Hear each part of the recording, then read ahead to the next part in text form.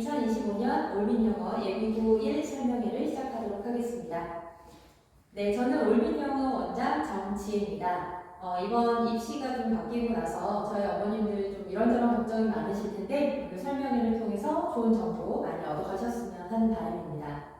설명회에 앞서서 제가 합격증 3개를 보여드리겠는데요. 서울대학교, 연세대학교, 그리고 고려대학교. 자, 이 3개의 합격증이 3명의 학생의 합격증이 아니고요. 정신여고 3학년 1명 학생의 합격증입니다. 이 학생이 3개 합격증을 보내고 선생님 저 3관왕 했어요 라고 이제 기쁜 문자를 저한테 보내줬더라고요. 그래서 너무 감사합니다 라고 하는데 저도 울컥하더라고요. 그래서 이 느낌을 모든 학생들에게서 받고 싶다라는 생각으로 정말 더 열심히 해야겠다라는 동기가 좀 됐던 것 같습니다. 그럼 본격적으로 설명의 내용을 안내해드리도록 하겠습니다. 오늘 설명회는요 3부로 구성이 되어 있습니다. 우선 첫 번째는 2028학년도 대입 개편안 포인트, 그리고 두 번째로 정신여고 내신 분석해드릴 거고요. 그리고 세 번째로 올민영어 내신 프로그램에 대해서 설명드리도록 하겠습니다. 자, 우선 2028학년도 대입 개편안 포인트입니다. 3가지로 이야기를 할 수 있는데 첫 번째 통합수능 진행, 그리고 두 번째 고교학점제 본격 시행, 그리고 세 번째 내신 5등급제. 자, 이렇게 3가지로 나눌 수가 있습니다. 자, 그러면 우선 통합형 수능 체제부터 말씀을 드리면 우선 키포인트는 기존의 수능은요 이렇게 공통 과목과 그리고 두 과목 중 선택하는 선택 과목이 있었습니다. 그런데 이것을 선택 과목을 모두 폐지하고 공통 과목으로만 통합한다. 이게 가장 중요한 핵심 내용입니다. 심화수학, 즉 미적분2 기하는 수능에 이제 포함되지 않고요. 그리고 EBS 연계 방식은 현행 유지하겠다. 자, 그러면 통합형으로 바꾼다는 것은 어떤 의미일까요? 네, 예상 시나리오를 보면 수능의 변별력이 아무래도 약화될 것이다. 그러면 대학에서는 우수한 학생들을 선발하기 위해서 다른 제도를 마련하게 되겠죠. 자, 그 중에 가장 확률이 높은 것이 바로 내신을 추가해서 선발한다는 건데, 따라서 학생의 정량 자료, 즉 교과 성취도와 정성 자료 두 개의 중요성이 상승할 것이다 라고 예상할 수 있겠습니다. 자, 두 번째로는요, 고교 학점제 본격 시행. 요 두 번째 이야기를 말씀드리도록 하겠습니다. 고교 학점제라면요, 말 그대로 대학에서 학점을 이수해서 졸업하는 것처럼 고등학교 수업도 똑같이 바뀐다 그런 얘기인데, 자, 진로와 적성에 따라서 다양한 과목을 선택 이수해서 누적 학점에 도달하면 졸업을 인정받는 교육과정 이수 운영 제도입니다. 자, 그러면 고교 학점제에서 그럼 무엇이 달라질까? 기존의 것과 좀 비교를 하면요, 첫 번째 졸업 요건이 변합니다. 자, 기존에는 수업 일수의 3분의 2를 출석해야 졸업 요건이 생기는데 이제는 3년간 필수 학점이죠. 192학점을 취득해야 졸업 요건이 생기게 됩니다.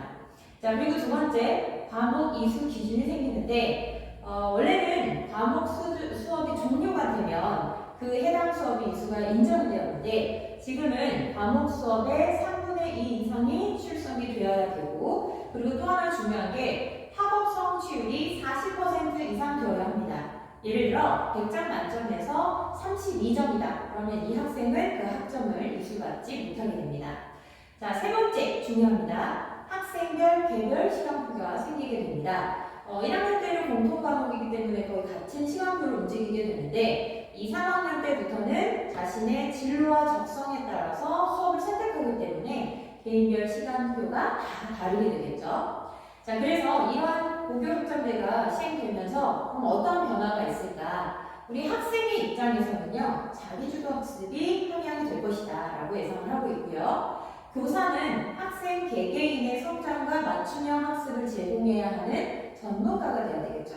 그리고 학교는 학생의 과목 선택권을 보장할 수 있도록 여러 가지 학습 기회를 제공해 줘야 합니다. 정말 아이디어, 이상적인 그러한 입시 제도인데 이것은 이제 초반이기 때문에 아무래도 초반에는 좀 불협화음이 있을지 모르지만 그래도 차츰차츰 잘 제도가 진행되지 않을까 하는 생각입니다. 자, 그 다음에 너무 중요한 내신 5등급제에 대해서 설명드리도록 하겠습니다. 기존에 9등급제였죠. 그래서 1등급이 4%, 2등급이 누적 11%, 3등급 32% 이렇게 해서 등급이 나눠져 있던 것이 지금은 5등급제로 바뀌게 됩니다.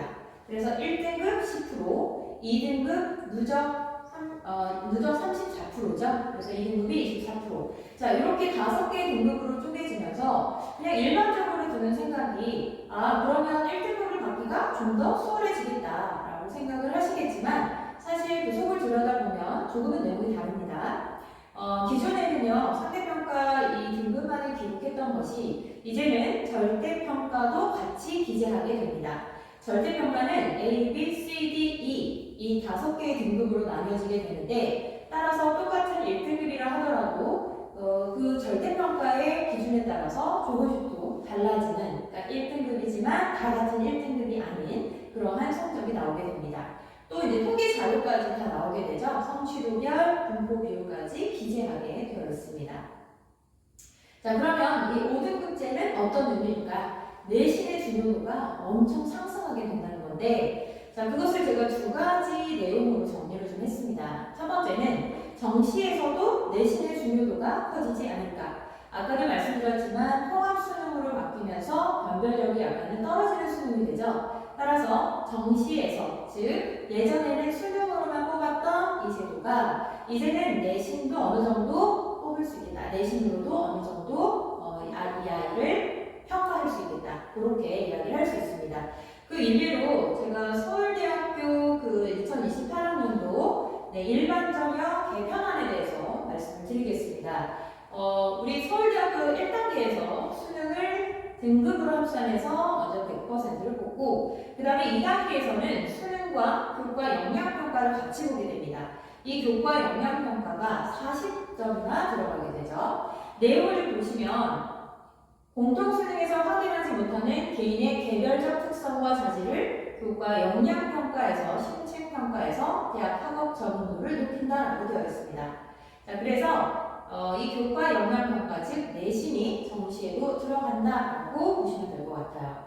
근데 이 서울대학교의 방향성을 다른 학교들도 다 따라갈 확률이 높기 때문에 이제는 정시에서도 정시 파이터라는 개념이 없어지고 정시에서도 끝까지 내신을 챙겨야 하는 그러한 부담이 조금 생길 수 있겠다라고 생각하시면 될 것 같아요.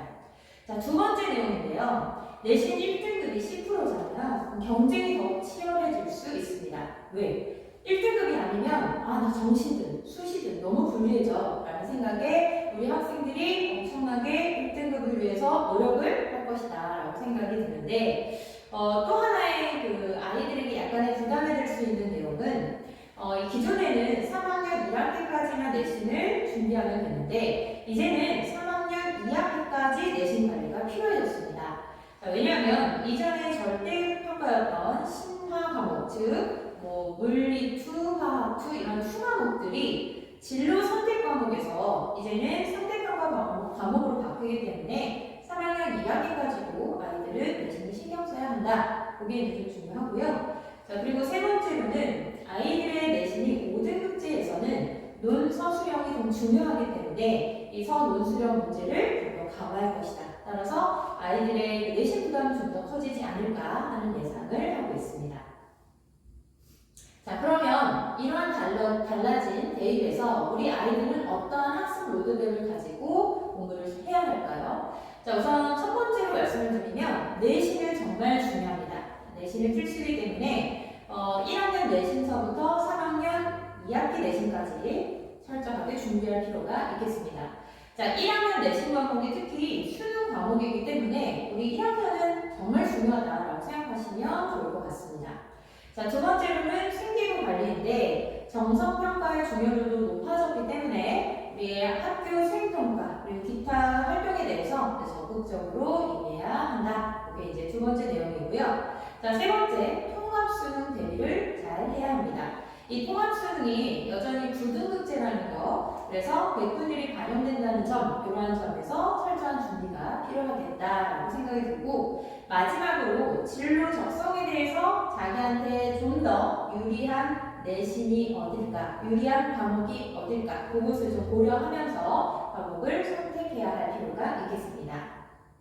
자, 그러면 우리 정신여고 영어 내신, 자, 2부로 넘어가겠는데요. 네, 정신여고 내신 특징 그리고 킬러 문항에 대해서 자세하게 말씀드리도록 하겠습니다. 우선 1학년 1학기 중간고사 시험 분석인데요. 작년 기준으로 했을 때 시험 범위는 영어 교과서 1, 2과 그리고 부교재가 아티클이 하나 들어갔고요. 그리고 능률복화가 제1에서 15까지. 자, 여기에서는요 표지어뿐만 아니라 유의어, 반역, 파생어도 다 포함되어 있습니다. 우리 문제별 출제 비율을 보면요, 어휘 객관식에서는 어휘가 가장 많은 비율을 차지하고 있죠. 근데 이 어휘가 능률복화 어휘에서만 출제하시는 선생님도 계시고, 아니면은 뭐 아티클이나 교과서에서 중요 단어를 문제화하는 선생님도 계십니다. 그리고 어법 두 문제를 뺀 나머지 문제는 모두 독해 문제입니다. 그래서 정신여고는 객관식에 있어서 독해가 굉장히 중요하다, 이렇게 이해하시면 될 것 같습니다. 자, 주관식을 보시면 주관식은 영작이 압도적으로 많은데, 영작이 단순한 영작이 아니라 긴 문장을 영작하는 문제이기 때문에 조금이라도 실수가 있으면 감점 또는 아예 오답 처리를 하십니다. 그래서 긴 영작에 대한 대비가 필수적이다라고 설명드릴 수 있습니다. 정신여고 영어 시험의 특징을 보시면 첫 번째, 자, 교과서 매년 바뀝니다. 올해는 뭐 전 학교가 다 바뀌기 때문에 일단 새 교과서인데 매년 교과서가 바뀐다는 것. 그리고 두 번째로는 선생님이 부교재가 정해질 수도 있는데 대부분은 다 모의고사나 아니면 아티클을 사용하고 계십니다. 2024년도 아티클은요, 어휘 수준도 굉장히 높았고요. 그리고 이게 글이 잘 짜여진 글이 아니었기 때문에 좀 난이도가 높게 느껴졌습니다. 자, 능률복화 어휘 중요합니다. 능률복화 어휘는 표지어 이외에도 유의어, 반역, 파생어, 그리고 때에 따라서는 예문도 같이 포함을 시키기 때문에 양이 굉장히 많다라는 느낌을 받게 됩니다. 또한 이 어휘가 지필에서도 나오기도 하고 수행평가에서도 이 스펠링 쓰기 문제로 5% 정도 들어가게 되는데 꼼꼼하게 학습하는 게 너무 중요하다. 또한 이 능률복화는요 2학년도 그대로 사용하기 때문에 계속해서 어휘가 잘 암기가 된다면 2학년 때까지 좀 더 편안하게 어휘를 공부할 수 있겠죠. 자, 지문 변형이 있습니다. 그리고 외부 지문도 많이 들어가기 때문에 난이도가 하학교에 비해서 높은 편입니다. 자, 서술형 영작이 압도적이고 이 영작은 단순 암기가 아니라 문법 베이스로 또는 내용에 대한 요약문으로 그렇게 출제가 되기 때문에 서술형 영작에 대한 연습이 많이 중요하다고 생각할 수 있습니다. 자, 영역별로 봤을 때 키워드는요, 어휘는 능률복화 어휘입니다. 자, 그리고 유의어, 반의어, 파생어 모든 단어를 완벽하게 숙지해야 한다. 2학년 때도 같이 한다. 자, 그리고 문법은요, 단순 문법 묻는 문제는 없습니다. 그래서 지문 속에서 문법이 잘 활용되고 있는지 없는지 그것을 구별하는 그런 문제들이기 때문에 구문 분석을 통해서 문법 공부를 하는 연습이 필요하고요. 그리고 문법은 영작에서도 핵심이기 때문에 매우 중요하다. 물론 문법 문제는 객관식으로 2문제 정도밖에 출제되지 않지만 기본적으로 문법을 알아야 서술형을 잘 쓸 수가 있다. 자, 그리고 독해입니다. 자, 정신여고는 독해 베이스입니다. 그래서 장문 독해가 특징인데 특히 정확한 해석과 이해가 필요하고요. 선지형도 이 문장이 길어요. 그래서 아이들의 독해력을 요구하는 그런 문제들이 출제가 됩니다. 자, 서술형은 거의 다가 킬러 문항은 다 서술형에 포진되어 있는데 선생님에 따라서 단어 스크램블용의 긴 영작 또는 지문 요약문이 출제가 되고 있고 이 두 가지 문제를 아이들이 좀 어려워합니다. 그래서 서술형은 아이들한테 굉장히 중요하고 저희가 이제 내신을 준비하는 입장에서도 사실은 이제 서술형 유형에 대한 대비가 가장 포커스를 맞춰서 준비를 시키고 있습니다. 자, 그러면 대표 킬러 문항들을 몇 개 좀 소개를 해드릴게요. 자, 우선 이 문제를 보시면요. 자, 우리말이 낮 시간 동안 빛에 노출되는 것이 교감신경계를 활성화시키므로 가르침으로써 인식 향상에 기여하면서 개인의 심장 활동을 증가시킨다. 그러니까 우리 말로도 굉장히 좀 어려운 단어들이 있죠. 이러한 좀 난해한 그런 문장이 주로 시험 문제에 출제가 되고요. 여기는 단어 변형이 필요했습니다. 그래서 뭐 activate는 activating, ing로 바꾼다거나 contribute는 contributing으로 바꾼다거나 이런 식으로 어휘를 변형해서 문법에 맞게 작성하는 문제였습니다. 자, 두 번째도 비슷한데요. 이 문제 같은 경우는 두 문장을 영작하는 문제였습니다. 역시 이제 스크램블 문제로 나오는데 얘도 어휘 변형이 있었고 중요한 것은 여기는 좀 복잡한 문법들이 포함되어 있는 문장들이었습니다. 그래서 문법의 기초적인 내용을 반드시 알아야지 영작할 수 있는 그런 내용들이었습니다. 자, 세 번째도 비슷한데 굉장히 깁니다. 내용이요. 육식을 기초로 한 식사를 함으로써 사용되는 에너지의 양이 너무 지나쳐서 만일 세계가 채식 위주의 식단으로 바꾼다면 현재의 석유 내장량은 앞으로 360년간은 거뜬히 지속될 것이다. 이런 문장이에요. 그래서 이런 문장을 영작하는데 중요한 거는 이 어휘가 50%만 주셨어요. 그래서 나머지 50%는 자기가 암기한 내용을 바탕으로 문장을 작성해야 되고 또 문법도요. 약간은 어려운 문법, 소대구문, 도치구문, 가정법하고 이런 문법 요소들이 들어가 있는 문장이었습니다. 그래서 암기도 중요하고 그리고 기본적인 문법 구성도 잘 알고 있어야지 풀 수 있는 문제였습니다. 자, 그러면 이제 어휘, 문법, 독해 어떤 문제가 출제되는지 보여드리면 자, 우선은 어휘는요. 정말 다양한 문제가 출제가 됩니다. 유의어 문제, 반의어 문제, 그리고 예시 속에서 들어갈 단어가 아닌 것은, 들어갈 단어인 것은 뭐 기타 등등 어휘 문제는 굉장히 다양하기 때문에 제가 매주 아이들한테 기출 예상 문제를 직접 만들어서 정신여고 스타일의 문제를 아이들한테 계속해서 연습을 시키고 있습니다. 자, 그리고 문법 기출문형 보시면요. 지금 뭐 기초적인 문법을 묻는 문제는 없고요. 보시면 서술형에서는 어색한 것 고치시오. 그리고 뭐 어법상 틀린 것은 몇 개인가. 이런 것들을 다 문장 속에서 우리가 문법을 구별해야 되는 그런 문제들입니다. 좀 특이한 문제가 있어서 제가 가지고 왔는데 6번 보시면 우리말을 영작한 문장들 중 가장 어색한 것을 두 개 고르면 이때 이 선생님이 이 해석에 굉장히 좀 강조를 많이 그런 선생님이셨어요. 그래서 문장 중에 영작을 할 때 어법이 어색한 것 이런 문제를 좀 많이 내셨던 것 같습니다. 그리고 마찬가지로 이제 어법 틀린 거 두 개 고르시오. 몇 개인가 이런 문제가 자주 출제가 되고 있고 보시면 알겠지만 문법은 항상 문장 속에서 문법이 맞는지 아니면 틀린지 이것을 고르는 문제가 다수입니다. 자, 그리고 독해 기출형인데 지금 이제 기출 문제 쭉 보시면 알겠지만 지문이 굉장히 길죠. 자, 지문이 길고요. 외부 지문의 변형도 있습니다. 그래서 변형 문제가 좀 있다. 그리고 이 문제 같은 경우는요. 지금 지문도 길고요. 그리고 아이들이 이 내용을 정확하게 알고 있는가 크리티컬 리딩을 묻는 그런 문제였습니다. 자, 그리고 또 엄청 긴 지문들을 제가 가지고 왔는데 정신여고 독해가 장문 독해 베이스다 보니까 이렇게 긴 지문들 그리고 이 지문에 맞게 빈칸에 들어갈 만큼 정확하게 내용을 이해하고 있는가를 묻는 문제고요.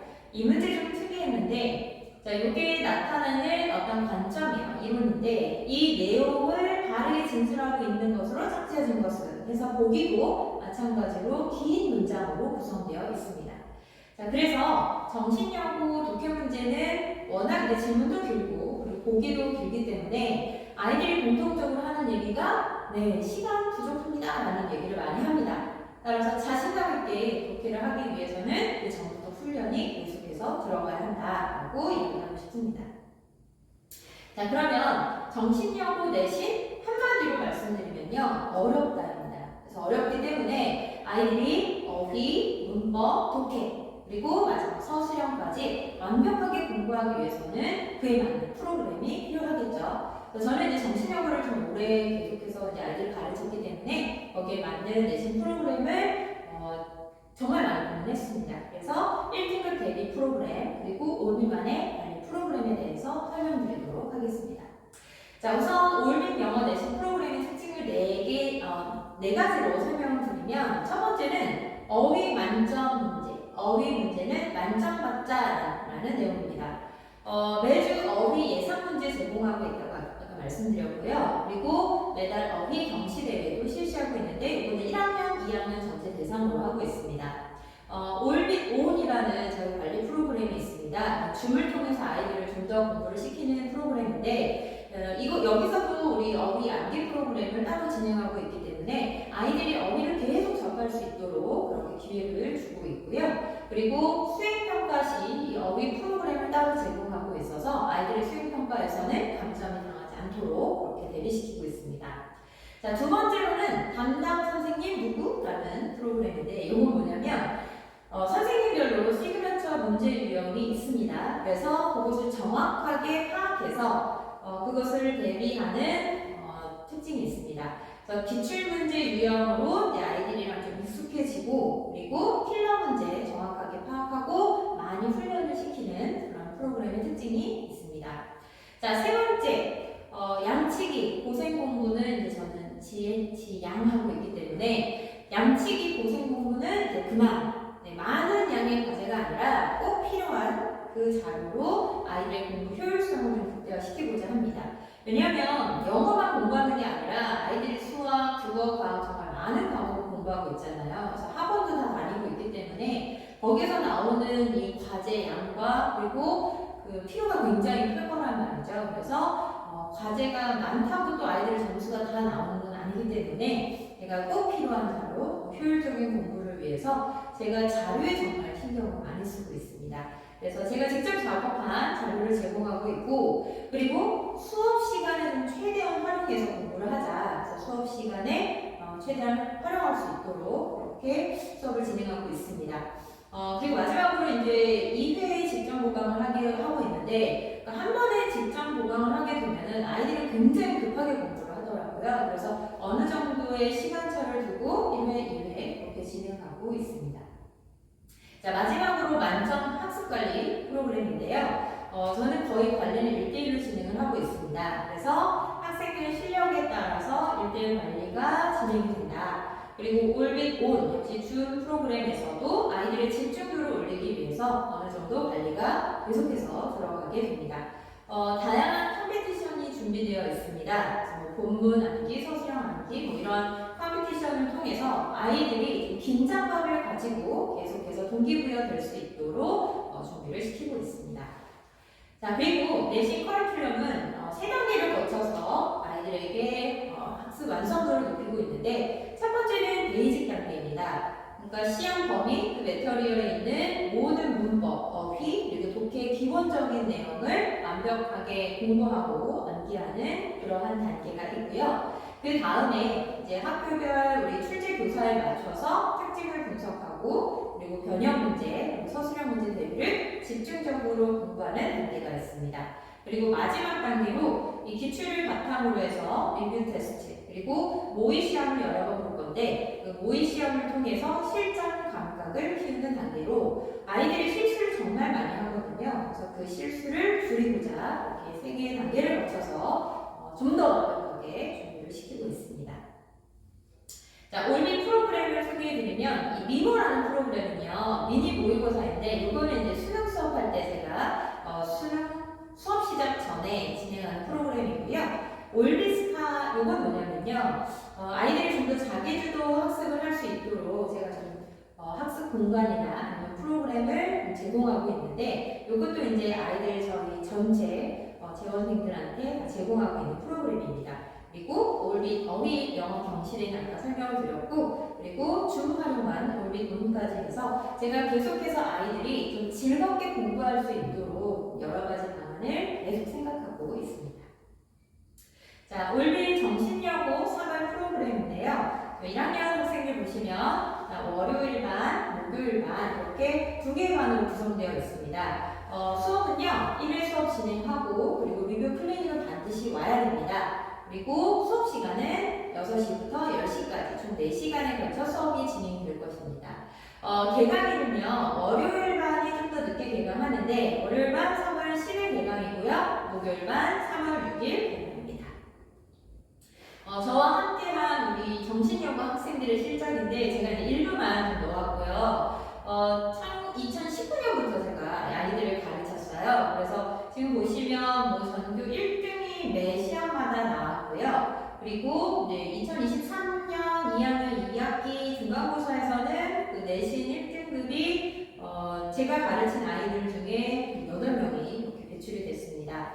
그리고 이번에 이제 졸업한 학생들한테 이제 받은 내용들인데 문자로 1학년 1학기 때 3등을 맞다가 2학기부터 학원에 갔는데 선생님 수업 들은 후에 고정 1등급이라서 선생님께 정말 감사하고 있습니다. 선생님 수업 덕분에 내신도 수능에도 많은 도움이 되었습니다. 라고 상관하는 학생이 메시지를 보내셨고요. 그리고 이번에 이제 고려대에 합격한 학생은요. 국어 내신이 폭망해서 3학년 때 논술 정시로 갈아탔는데 논술에서는 탈락했지만 다행히 수능을 모의고사보다 잘 봐서 고대 국문학과에 합격했어요. 1년 동안 영어 가르쳐 주셔서 감사합니다. 그리고 이 땡땡 학생은 경희대에 올해 합격을 했습니다. 그래서 2학년 2학기 때부터 정시 준비한다고 했지만 2학년 때부터 선생님이랑 내신 대비하고 영어 성적이 많이 올랐습니다. 감사합니다. 이런 문자를 받을 때마다 정말 너무 기쁘거든요. 그래서 우리 현재 학생들도 이제 3학년 때 정말 좋은 대학에 들어가서 원하는 대학에 들어가서 선생님 감사합니다라는 문자를 저에게 좀 보내주면 얼마나 좋을까 이런 생각을 매일 하고 있습니다. 네, 올빗 이벤트가 있습니다. 이거는 이제 이번 달에 있는데 우리 정신연공 1학년 대상이고요. 독해, 어휘, 문법 전반적인 영어 실력 테스트를 보고 거기서 1등한 학생에게 제가 이제 영어 1개월 무료 수강권을 당일날 시상할 것입니다. 그래서 올빗 베스트 스튜던트 콘테스트가 있으니까 이것도 우리 학생들 많이 참여해 주시면 좋을 것 같습니다. 네, 자. 그러면 제가 이제 준비한 내용은 여기까지이고요. 자, 올빗이라는 단어가요, 궤도라는 뜻이죠. 두 번째 뜻이 강력한 영향력이라는 뜻입니다.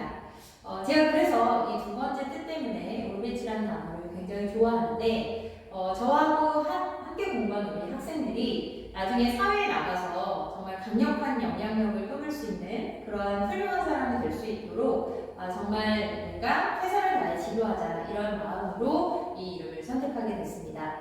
우리 학생들이 정말 자기가 원하는 대학, 꿈을 현실로 이룰 수 있도록 제가 최선을 다해서 지도할 것을 약속드리겠습니다. 네, 끝까지 잘 들어주셔서 감사합니다.